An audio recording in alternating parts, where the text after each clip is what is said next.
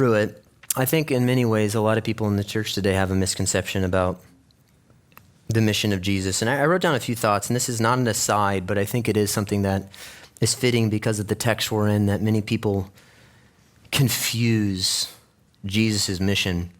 I saw a pastor this week, very well-known pastor, that said, he tweeted or something, never Trump, this year Harris, always Jesus. I just want you to understand that that is one of the most foolish things I've ever seen. And here's why. People have asked me this week if I have opinions politically. I have opinions, a lot of them. I'm not a political commentator. I'm a preacher of the Bible, but certain things politically are more theological than they used to be. So let me just give you some things about where I stand, because people have texted me a few things, and I'll just, this stuff is not hard for me to say. Number one, the Democratic Party is a demonic death cult under the power and influence of Satan. Hold on.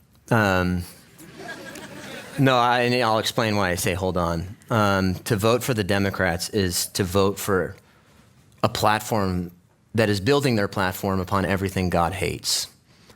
The mutilation of bodies, the annihilation of babies in the womb, and the sexualization of your children.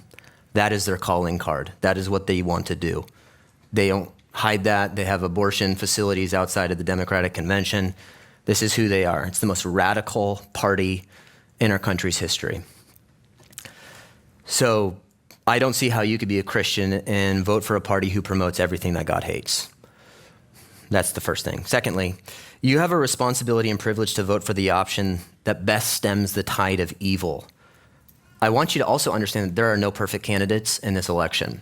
They're both broken people, but one of them presents a far better option at the preservation of life and the upholding of the family than the other. A failure to vote is a failure to express our gratitude to the men and women that have died for our country and given us the freedom that we have today.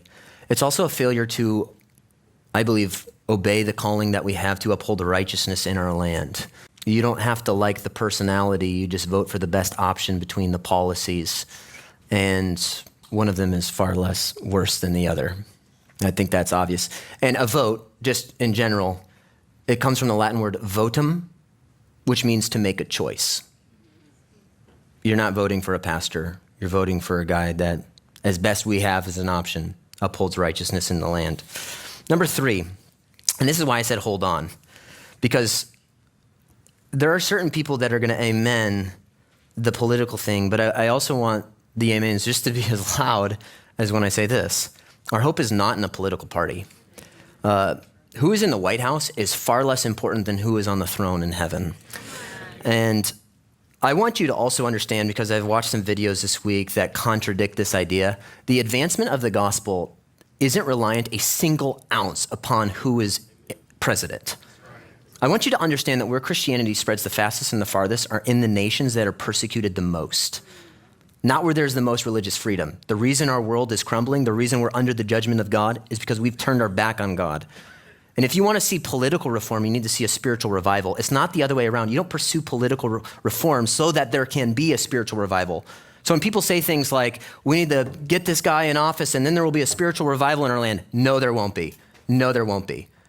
That's not the way it works, and that's never been the way it works. Number four,